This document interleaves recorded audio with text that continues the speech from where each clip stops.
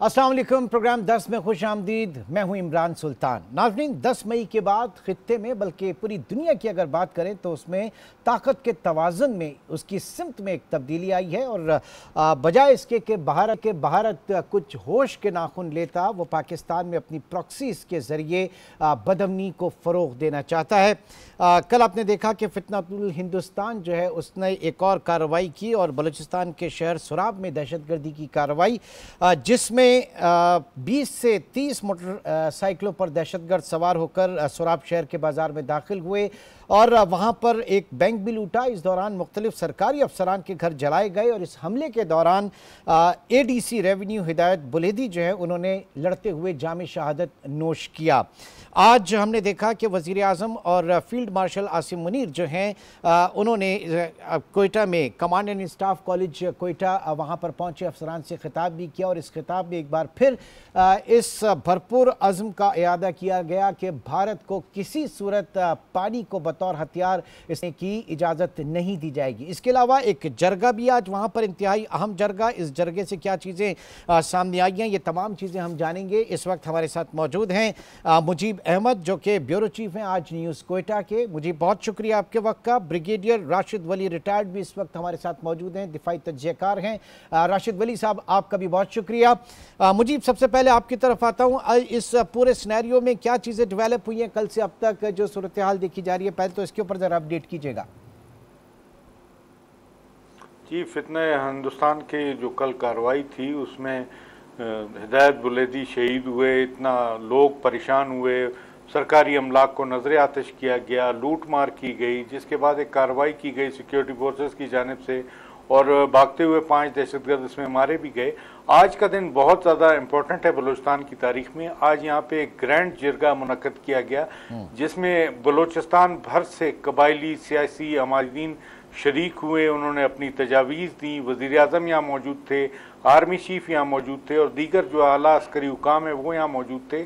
मुख्तलिफ अरकान की जानिब से मुख्तलिफ तजावीज़ सामने आई और एक चीज़ पर इतफ़ाक़ किया गया, आर्मी चीफ हो या वज़ीर आज़म हो, वो ये था कि दहशतगर्द से अब फ़ौज लड़ेगी और दहशतगर्दी का मुकाबला करना होगा माशरे को मिलकर। ये बड़ा इंपॉर्टेंट पॉइंट है। यहाँ पे जो खिताबात हुए जिसमें आर्मी चीफ के ने लोगों के सवालों के जवाब दिए, वज़ीर आज़म ने खिताब किया और इस बात पर इत्तफाक किया गया कि जो ये इंडिया की प्रॉक्सीज बलूचिस्तान में बदअमनी फैला रही हैं, इनके खिलाफ सख्त तरीन कार्रवाई होगा, इनसे आईनी हाथों के साथ निपटा जाएगा।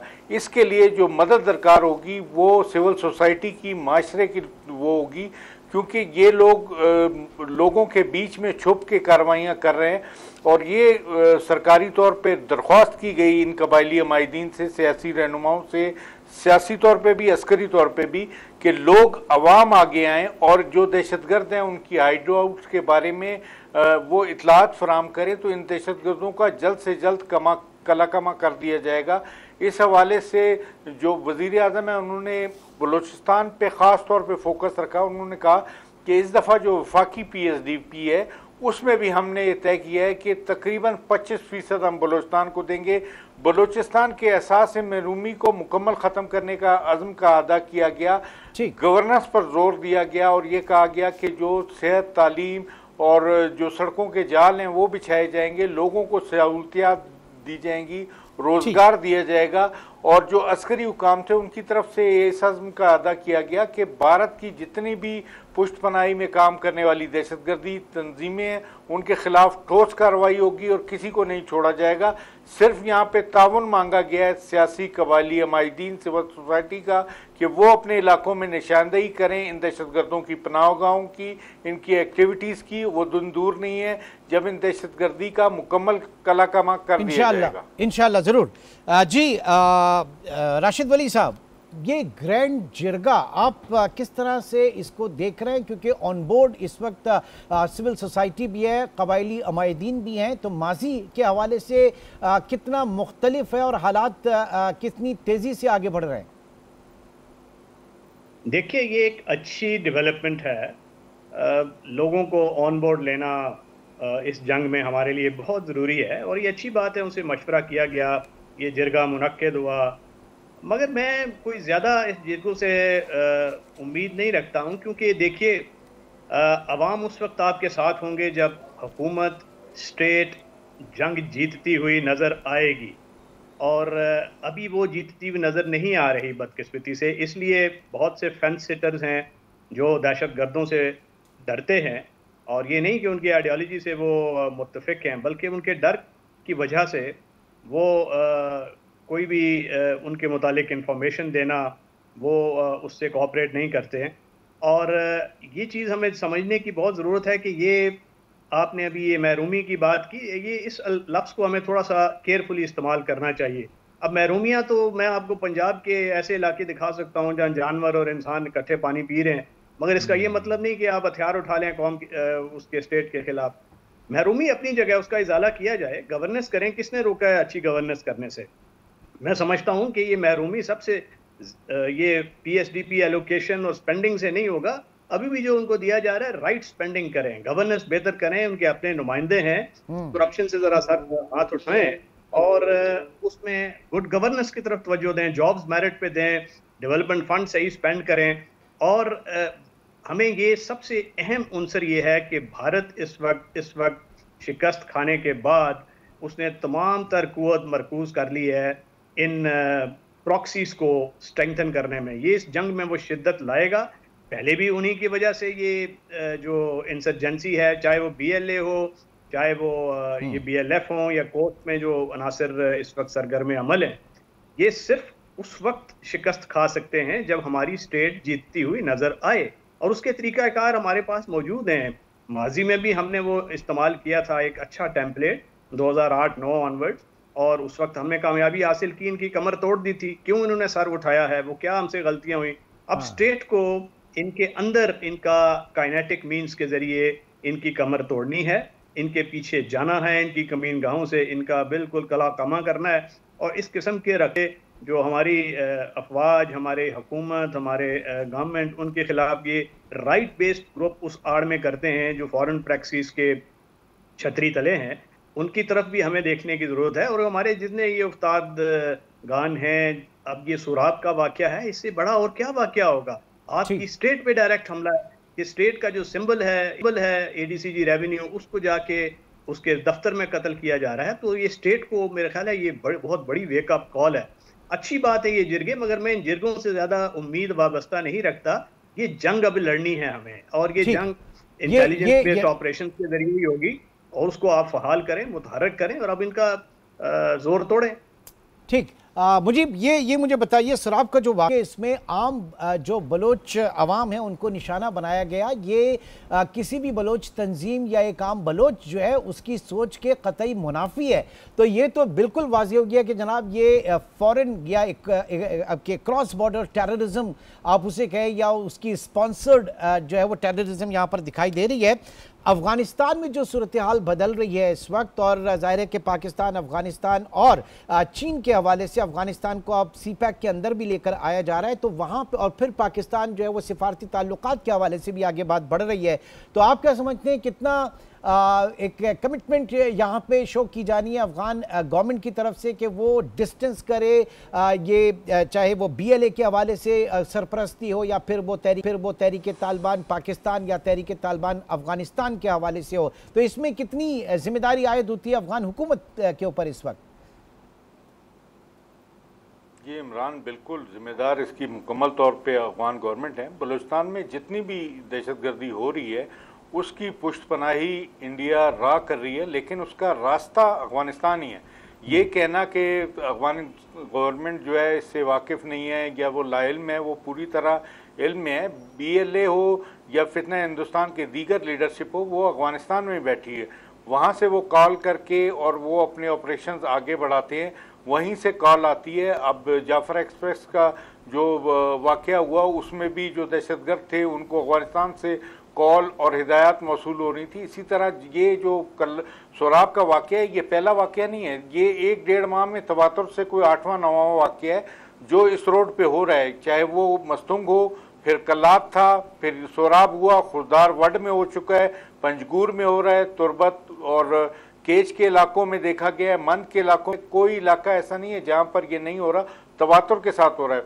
यहाँ पे जो लोग निशाना बन रहे हैं वो ज़्यादातर सरकारी एहलकार है या सिक्योरिटी फोर्सेस के लोग हैं। मकामी आबादी यहाँ पे हमें देखने में आ रहा है कि वो उस तरह ताउन नहीं कर रही फोर्सेस और हुकूमत के साथ जिस तरह उसको करना चाहिए। यहाँ पे भी हमने देखा सोराब में भी कि वहाँ पे जो लेवीज है, स्पेशली लेवीज का मैं जिक्र करूँगा कि जहाँ पे दहशतगर्द जाते हैं फितना हिंदुस्तान के, वहाँ पे लेवीज इसकी मज़ामत नहीं करती, चाहे वो किसी भी एरिया में बलूचिस्तान के नॉर्थ के हों या साउथ के हों, जहाँ पर ये दहशतगर्द जाते हैं वहाँ पर लेवीज को हमने सरेंडर होते हुए देखा है। और इसी वजह से बलूचिस्तान असेंबली भी इस पे करारदाद भी लेके आई और इस पे कानून साजी भी हो रही है कि अब ये लेवीज को ख़त्म करके पुलिस में जम कर दिया जाए, क्योंकि जो लेवीज के मकामी लोग हैं वो शायद खौफजदा हैं, वो जब भी दहशतगर्दों को देखते हैं वो पहले सरेंडर करते हैं। एडीसी का आप शहादत का वाक़या ले लें कि वहाँ पे लेवीज मौजूद थी और उसने कुछ नहीं किया। बैंकों को लूट मार देख लें, और इसी तरह जो सरकारी जो ऑफिसेज हैं उनको जलाया गया, वहाँ पे भी लेवीज मौजूद थी, लेकिन हर जगह वो सरेंडर हुई।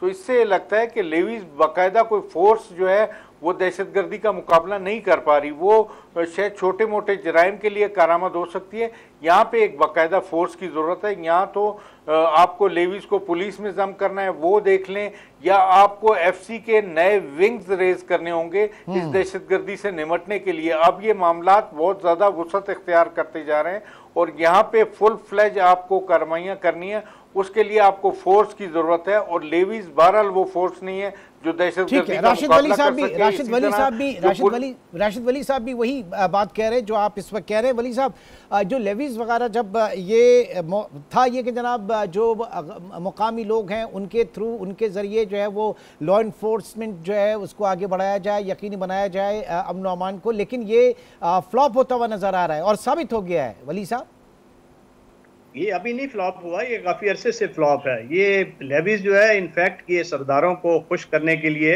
ये इकदाम था। मुशर्रफ के दौर में इसको ख़त्म कर दिया गया और पूरा बलूचिस्तान ए एरिया डिक्लेयर हो गया।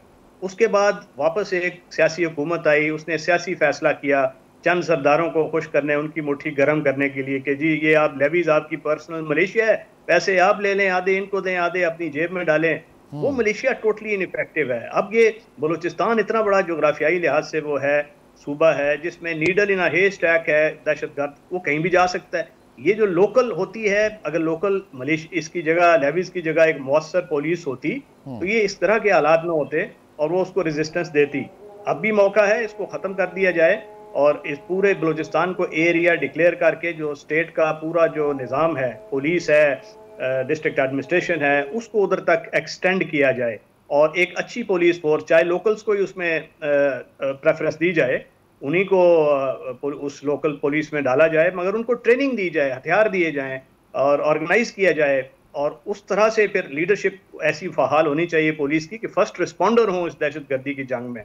और मगर अब हालात ऐसे हैं कि शायद वो इतनी जल्दी वो भी ना कर सकें, उसमें टाइम लगेगा।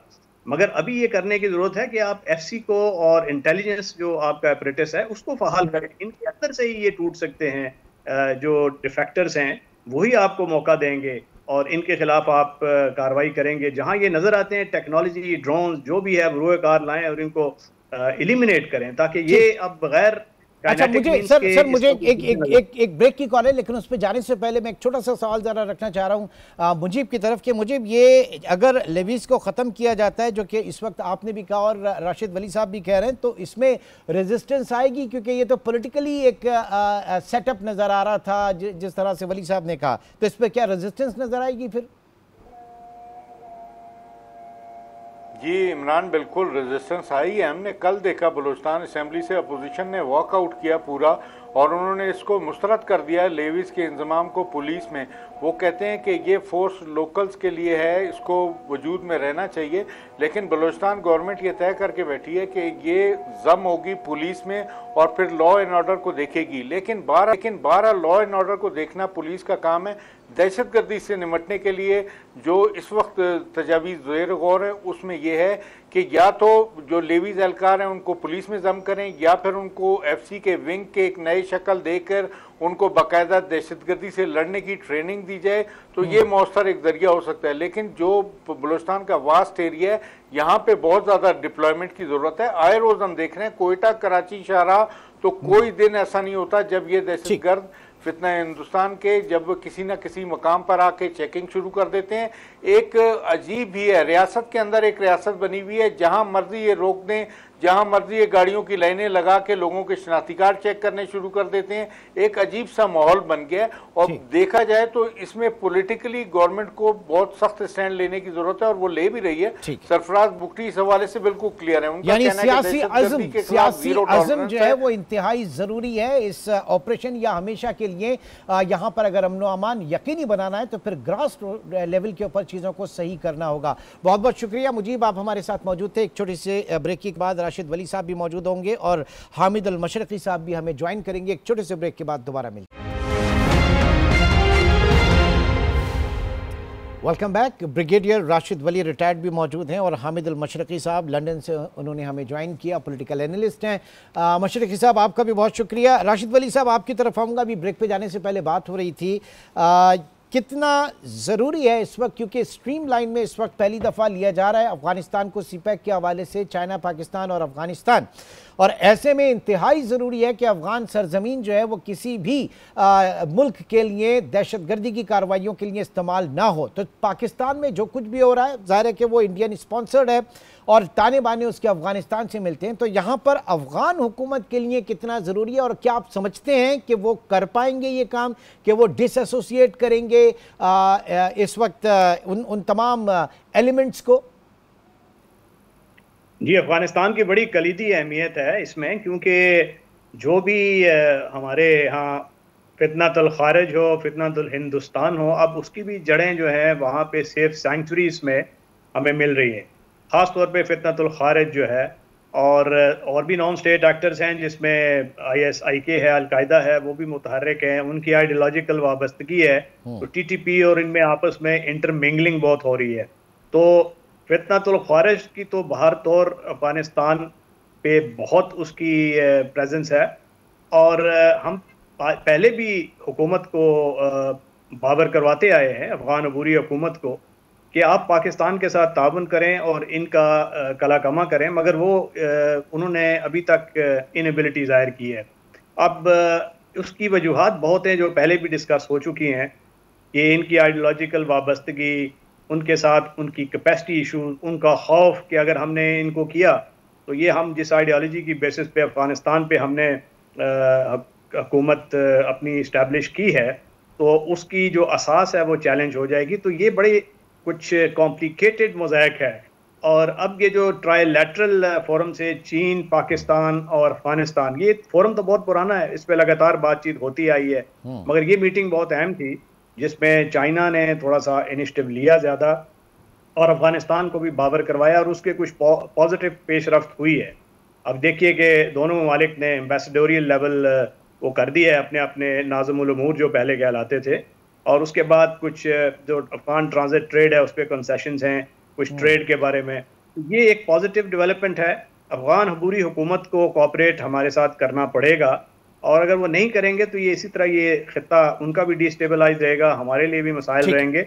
अपने अंदर अपने तय तो हम अपनी कोशिश करके उनका कला कमा कर रहे हैं, मगर जब तक इनकी जो सिक्योर सेंचुरीज हैं उनको डिनाई नहीं किया जाएगा तो ये बड़ा मुश्किल हो जाएगा और ये हिंदुस्तान भी उसमें अपना हिस्सा डालेगा, दीगर जो एक्सटर्नल फोर्सेज हैं वो भी हिस्सा डालेंगे। बिल्कुल जी। मशरकी साहब, सूरत हाल ये है कि ये इस वक्त जो सीज फायर और इस सीज फायर के दौरान इंडिया जो कुछ कर सकता है वो अपनी प्रॉक्सीज के जरिए यहाँ पर कर रहा है, लेकिन बात यह है कि मुसलसल हर सतह पर वो किसी भी तरह से अमेरिका की, ट्रंप की इंटरवेंशन, उसकी सालिसी या इस सीज फायर में उनके किरदार की मुसलसल नफ़ी कर रहा है, जबकि ट्रंप जो है वो 8वीं या 9वीं बार उन्होंने बाकायदा कह दिया कि मैंने ये सीज फायर करवाया है। तो क्या, क्योंकि शशि थरूर बेसिकली वो कांग्रेसमैन है, लेकिन वो भी इस वक्त ज़ाहिर है कि मोदी की वही आवाज़ बनने की कोशिश कर रहे हैं। क्या इस वक्त इंटरनेशनली इस चीज़ को लिया जा रहा है? क्यों भारत जो है वो भाग रहा है किसी भी किस्म के अमरीकी किरदार से? बहुत शुक्रिया। देखिए, बात यह है कि जो सदर ट्रंप है वो बड़ा बोल्ड आदमी है, ब्लंट है। उन्होंने हकीकत बयान की कि जी इंडिया किस तरह भागा हुआ उनके पास गया कि जी फौरी तौर पर सीज कर फायर करवाया जाए। और वो जो है वो रवायती जो इंडियन मीडिया है, रवायती जो इंडियन हुकूमत के झूठ हैं, और अब बदकिस्मती से कांग्रेसमैन शशि थरूर जैसा बंदा जिसकी थोड़ी बहुत क्रेडिबिलिटी थी, उसने अपनी क्रेडिबिलिटी भी खराब कर दी और इंडियन हुकूमत के झूठों का माउथ पीस बनकर वो पूरी दुनिया में उनके लिए बड़ी मैं समझ रहा हूं शर्मिंदगी का बायस बन रहा है। और आइंदा आने, मैंने एक आर्टिकल भी लिखा है बड़ी डिटेल में शशि थरूर की प्रेस कॉन्फ्रेंसिस के काउंटर में, और उसके अंदर वाज़ेह तौर पर एक बात है, वो ये कि अगर इंडिया ये समझता है कि अब कश्मीर का मसला जो है वो दोबारा सर्द खाने में डालेगा, अगर इंडिया ये समझता है कि जी अमेरिका का किरदार हम इस तरह डिनाई करेंगे और सारा मसला ख़त्म हो जाएगा, ऐसे नहीं होगा। एक बड़ी इंपॉर्टेंट बात है वो ये है कि दुनिया ने ये बात समझ ली है कि अगर इस 4 दिन की जंग से सूरत हाल इस तरह ख़तरनाक हो सकती है, तो अगर ये जंग किसी भी आइंदा आने वाले दिनों में या महीनों में किसी तरह भी दोबारा तूल पकड़ गई या दोबारा छिड़ गई, तो उसको रोकने के लिए कोई हालात बहुत मुश्किल हो जाएंगे। मेरा ख्याल ये है कि सदर ट्रंप इस वक्त 2 चीज़ें कर रहे हैं। एक, सदर ट्रंप ये कर रहे हैं कि उनका कोशिश ये है कि उनका किसी ना किसी तरह उनको क्रेडिट मिले कश्मीर का मसला हल करने पर। उनका वो जो उनका जो एक उनके अंदर जो एक जो है कि जी मैं दुनिया में जंगें बंद कराए, मैंने तस्वीरें कराए, गो कि उसमें वो अभी तक फेल होते नजर आ रहे हैं, चाहे वो गजा का मामला हो, यूक्रेन का मामला हो या अभी कश्मीर का मामला हो। उनका ये जो अप्रोच है कि जी वो मैं कोशिश कर रहा हूं या मैं मसले हल कराना चाहता हूं, इस हवाले से एक तो बात है। दूसरे हवाले से बात जो है वो हम एक और डिस्कशन में भी कर रहे थे, वो ये कि बहरहाल उसको ट्रंप को ये अंदाजा है कि वो 1.25 अरब लोगों की इंडियन मंडी है, कारोबारी रवाबित उनके बहुत स्ट्रांग है, अमेरिका के ऊपर आप ट्रस्ट नहीं कर सकते किसी भी हालत में। मैं आता हूं जरा राशिद वली साहब के पास मैं इस पॉइंट को लेकर आता हूं कि सर जो ग्लोबल पीस लीडर का एक जो अदा करना चाह रहे हैं ट्रंप साहब, चाहे वो कश्मीर के हवाले से हो या वो यूक्रेन के हवाले से हो या वो गजा के हवाले से हो, इस वक्त तो हो कुछ भी नहीं रहा है वैसा। लेकिन साथ ही साथ ये जो टैरिफ के ऊपर बात आ जाती है, क्योंकि एक ये भी इंप्रेशन है कि पेंटागन जो है वो पॉलिसीज लेकर चलता है, ट्रंप साहब जो है वो अपनी टैरिफ पॉलिसी लेकर चल रहे हैं, और इंडिया के ऊपर भी अगर उन्होंने बात की तो टैरिफ्स के हवाले से बात की। तो ऐसा तो नहीं है कि बीच में एक अच्छी डील वो टैरिफ की नेगोशिएट करना चाह रहे हो और वो चीज जो है इंडिया को दिखाई दे रही हो? जी, वो बिल्कुल यही चाह रहे हैं। एक तो वो उनका जो अपने मुतालिक इमेज ये है कि वो एक ऐसा लीडर बन के उभरना चाहते हैं जिसको नोबेल पीस प्राइज़ भी मिले और एक उनकी लेगेसी हो एज अ ग्लोबल लीडर जिसने अमेरिका में प्रॉस्पेरिटी और जॉब्स वापस लाए हैं। उनका नारा यही है, मागा, make America great again, manufacturing jobs लाए। वो कहते ही यही है कि मैं टैरिफ इसलिए लगा रहा हूँ कि अमेरिका में जो जॉब्स हैं मैन्युफैक्चरिंग के इंडस्ट्री वो वापस आए। अब वो बहुत रिडक्शनिस्ट आर्गूमेंट है, क्योंकि एक वेरिएबल तो नहीं होता, इसमें बहुत सी और अवामिल होते हैं, जिसमें आपकी टेक्नोलॉजी होती है, आपका जो ह्यूमन रिसोर्स कैपिटल होता है, आपकी दीगर फैक्टर्स हैं जो डिटर्मिन करते हैं, सप्लाई चेन्स आ जाती हैं। इसमें दुनिया इतनी इंटीग्रेटेड हो चुकी है कि अब बहुत बेशतर चीज़ें हैं वो चाइना में बनती हैं। वो चीज़ जब तक उस सप्लाई चेन के जरिए अमेरिका की इनपुट में नहीं जाएगा तो वो अमेरिकन मैन्युफैक्चरर भी नहीं हो सकेगा। मगर अब इन कॉम्प्लिकेटेड चीज़ों को उन्होंने सरफे नज़र करके एक सिंगल उस पर अगर वो मरकूज कर दी है तवज्जो, तो डील करना उनका मतवा नज़र है कि हम एक मैक्सिमलिस्ट पोजीशन से आएँ और उसमें जो दीगर ममालिक हैं वो फिर हमारे साथ डील करके अमेरिकी मफादात का उसमें तहफ़्फ़ुज़ हो। अब वो उसमें कई जगहों पे कामयाब भी हुए हैं। अब वियतनाम जैसे ममालिक हैं, पाकिस्तान भी है, जो जिनकी इकोनॉमीज इतनी बड़ी है, मजबूत नहीं है, तो वो तो एग्री करके टैरिफ अगेंस्ट अमेरिकन इंपोर्ट्स। मगर जो बड़ी है इकोनॉमीज, चाइना ने तो उसको रिफ्यूज कर दिया है उनके साथ निगोशिएट करने पे। अब ये इंडिया है वो भी इसी तरह, अभी उस पर इंडिया ने कुछ आमादगी जाहिर की है उनके साथ कुछ निगोशिएट करने को, मगर अभी तक वो फाइनल डील उनका क्लिंच नहीं हुई है। मगर यस, मतवा नज़र ट्रंप साहब का यही है टैरिफ लगाने का कि वो बेहतरीन डील लें अमेरिका के लिए, जो एक बेहतरीन डील ली जाए। तो ऐसे में मशरक़ी साहब, हमारे लिए क्या सीख होगी और हमारे लिए क्या सीख होनी चाहिए, किस तरह से हम मामलात को देखें, क्योंकि माजी में हम 7वें बहरी बेड़े का इंतजार कर चुके हैं। तो हमारे लिए क्या सबक होगा सर? देखिए, दो बातें। एक तो ये है कि हमें किसी भी हालत में अमेरिका से कोई ज्यादा तवक्कुआत नहीं रखनी, चाहे वो ट्रंप हो या कोई भी हो। हम ये बात जानते हैं कि इस जंग को सीज फायर से पहले यही वो अमेरिका और यही वो ट्रंप थे जिन्होंने कह दिया कि हमारा इस जंग से कोई लेना देना नहीं, ये 1000 साल से लड़ रहे हैं, ये लड़ते रहे मरते रहे, खुद ही फैसला करेंगे वो। और ये वही अमेरिका है जो इसराइल, अमेरिका और इंडिया की एक ट्राइका है, तकोन है। हमें इनसे तवक्को नहीं रखनी चाहिए। हमारे लिए बेहतरीन हाल यही है कि हम एक बार वही बात जो मैं बार बार कह रहा हूं कि अब ताकत का तवाज़ुन बदल गया। अब हमारा चीन के साथ रीजनल जो कोऑपरेशन है, चीन और पाकिस्तान मिलकर अब अल्हम्दुलिल्लाह खित्ते में अपनी सुपरमेसी, अपनी ताकत साबित कर चुके हैं। और अब दुनिया को नजर आ रहा है कि एशिया के अंदर अगर कोई ताकत है, अगर कोई उभरती हुई ताकत और मुसल्लमा ताकत है, तो वो चाइना और पाकिस्तान है। अब पाकिस्तान का मेरा ख्याल यह है कि फ्यूचर इसी तरह है कि हम अफगानिस्तान को एंगेज कर रहे हैं, अफगानिस्तान को हम समझा रहे हैं कि जी आपका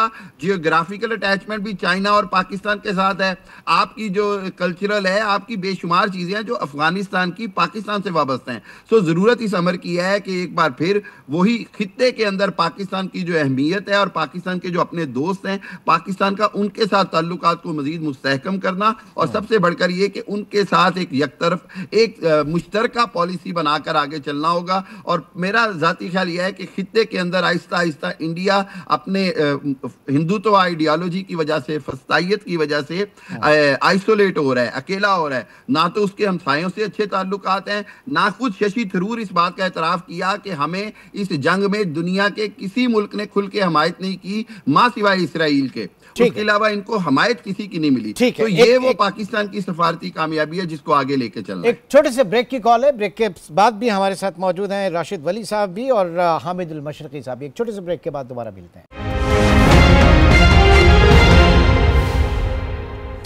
एक बार फिर खुशामदीद कहेंगे जी राशिद वली साहब। जो इस वक्त दुनिया ने देखा ये वर्सेस अभी western technology versus Chinese technology, और उसके बाद ताकत का तवाज़ुन, ताकत की सिमत, बहुत सारी चीज़ें, फिर ब्लॉक्स की बात की जा रही है। और अभी जो है मशरकी साहब ने अपने तज्ज़िये में कहा कि पाकिस्तान जो है वो चीन की तरफ आए, और ज़ाहिर है कि हम हैं उनके साथ खड़े, लेकिन हमारा मसला ये है कि हमारा जो माली इस्तेहकाम है वो मगरिबी जो इदारे हैं इंक्लूडिंग वर्ल्ड बैंक हुआ, IMF हुआ, अमेरिका हुआ, इनसे वाबस्ता है। तो ये कितना स्पेस मिलेगा पाकिस्तान को, क्योंकि अभी हम IMF प्रोग्राम के अंदर हैं और उसमें 1-1 बिलियन की किस्त के लिए जो है वो पाकिस्तान में नाक से लकीरें खिंचवा दी जाती हैं, ऐसे बजट की चीज़ें आती हैं, ये सारी चीज़ें। तो पाकिस्तान के लिए जो डिपेंडेंसी है वो वेस्ट की तरफ है हमारी। जी, क्योंकि हमारा जो शुरू से जो तजारत है, एक्सपोर्ट्स हैं, वो सारा वेस्ट ओरिएंटेड रहे हैं। और फिर टेक्नोलॉजी के लिए भी हम लोग माजी में उन पे इन्हिसार करते रहे। बहुत से हमारा जो स्टूडेंट्स हैं वो अमेरिकन यूनिवर्सिटीज़ में हैं। ये हकीकत है, मगर हमें कोई कॉन्फ्लिक्ट की तरफ नहीं जाना, हमें ब्लॉक पॉलिटिक्स को शन करना है। ये मुश्किल काम है, आसान नहीं है, मगर हमने रवाबित ऐसे उस्तवार करने हैं कि हमने दोनों कुव्वतों के जो पोल है उनको बाबर करवाना है कि हमें अपनी इक्तिसादी जो इस्तेहकाम है और दिफा, ये मुकद्दम है, और उसके लिए जो हमारी मदद करेगा हम उसकी तरफ हाथ बढ़ाएंगे दोस्ती का। और चीन के साथ तो जाहिर है, चीन ने हमारा जो दिफाई ताउन है, हमारा इक्तिसादी राहदारी है, उसमें बहुत हमारे साथ ताउन किया है, और हम उस ताउन को किसी भी और रिलेशनशिप पे फौकियत नहीं दे सकते। मगर इसके साथ साथ कुछ हकीकतों का इदराक हमें भी ज़रूरी है। अगर हमने वेस्ट की तरफ भी हमारा डाइवर्सिफाई करना है तो हमें वो उससे इनकार नहीं करना चाहिए, हमें बल्कि एक विन विन फॉर्मुलेशन की तरफ जाना चाहिए। अभी एक रैंड कॉरपोरेशन की बड़ी अच्छी स्टडी आई है जिसमें उन्होंने ईस्ट वेस्ट इकोनॉमिक कॉरिडोर का एक कॉन्सेप्ट दिया है और कहा है कि एक ऐसा आप ऑर्गेनाइजेशन बनाएं, east west economic corridor association, जिसके मेंबरान ये साउथ एशिया, सेंट्रल एशिया और इवन वेस्ट एशिया के कुछ ममालिक हों, और जो ये इक्तिसादी राहदारियाँ हैं, एनर्जी की राहदारियाँ हैं, डिजिटल कनेक्टिविटी है, जिस तरह टैपी होता था, IP होता था, और अफगानिस्तान से ट्रांस अफगान रेलवेज है, जो डबल लैंड लॉक कंट्रीज हैं उज़्बेकिस्तान के, अब उनकी ख्वाहिश है कि ये गर्म पानियों तक रिसाई हासिल करें। और ये कनेक्टिविटी उस वक्त होगी जब भारत अपना रवैया मुस्बत करेगा और ये इक्तिसादी तावन और कॉपरेशन को फोकियत देगा। यानी दुनिया को आप होगा। सर दुनिया को आप देखना चाह रहे हैं कि कमर्शियल इंटरेस्ट में आगे बढ़े, जो कमर्शियल इंटरेस्ट होंगे फिर वो ईस्ट वेस्ट इकोनॉमिक कॉरिडोर जो है वो भी फिर वायबल होगा उसमें। जी एग्जैक्टली, क्योंकि इसको एडवर्सरियल ना देखें, ये ईस्ट वेस्ट इकोनॉमिक कॉरिडोर जो हो, ये सी पैक जो है उसके साथ इसको ये कॉम्प्लीमेंट करे। और दोनों, अब सी पैक का जो ट्रांस अफगान रेलवेज है अफगानिस्तान के जरिए जो सेंट्रल एशिया वहाँ तक रिसाई, हाँ। ये उसको अभी चाइनीज वजीर खारजा ने सपोर्ट किया है। तो ये दोनों में अगर देखें, अगर ये ताउन होता है तो ये सबका बेनिफिट होगा, चीन का भी होगा, अमेरिका का भी, पूरे इस खित्ते का होगा। और पाकिस्तान तो ज्योग्राफिकल लोकेशन की वजह से उसको सबसे ज्यादा इसका फायदा होगा। तो मशरकी साहब, मेन फिलॉसफी यही है कि कोई भी मुल्क तने तनहा अकेले तरक्की नहीं करता जब तक उसके पड़ोसी तरक्की ना करे, रीजन जो है वो तरक्की ना करे, और इसी तरीके से ब्लॉक्स आगे बढ़ते हैं। तो ये एक अच्छी सोच होगी, लेकिन इसमें अभी जो है इसके बारे में आइडियल एक सोच ज़रूर आ सकती है, लेकिन रेजिस्टेंस होगी। दुनिया की वो इकोनॉमीज जो 10 मई से पहले डिफरेंट उनका तस्वुर था, 10 मई के बाद एकदम तस्वुर बदला, तो वहाँ पे रेजिस्टेंस आएगी वहाँ से भी। बिल्कुल, डेफिनेटली। देखिए, बात यह है कि हम ये जानते हैं कि अमेरिका ने पूरी कोशिश की पिछले 30 साल में इंडिया को इलाके का चौधरी बनाने की, इंडियन हेजिमनी जो है वो इस्टेब्लिश करने की। खित्ते के अंदर इंडियन बालादस्ती को अमेरिका ने चाइना के मुकाबले में इंडिया को खड़ा किया। ये सब कुछ अब 10 मई के बाद चेंज हो गया है। अब 10 मई के बाद इंडिया का ऐसे लग रहा है जैसे अमेरिका ने एक हारे हुए घोड़े पर जुआ लगाया हुआ था। मैं तो इस तरह देखता हूं कि अब इंडिया की जो पोजीशन है वो ये है कि इंडिया को खुद समझना होगा कि वो जो झूठ के लिबादे के अंदर बॉलीवुड मूवीज के स्टाइल में अपनी इकोनॉमिकल ग्रोथ, अपने जनाब वो ताकत और अपनी दिफाई कुव्वत और वो सारा कुछ दिखाते रहे, हकीकत में वो एक बहुत बड़ा बबल था जो फट गया है। और अब इंडिया को खित्ते में, जिस तरह अभी बात कर रहे थे ब्रिगेडियर साहब, बिल्कुल ऐसे ही है कि अगर तो इकोनॉमिकल कोऑपरेशन के साथ बढ़ना है तो फिर तो सबके लिए बेहतर रास्ता निकल आएगा।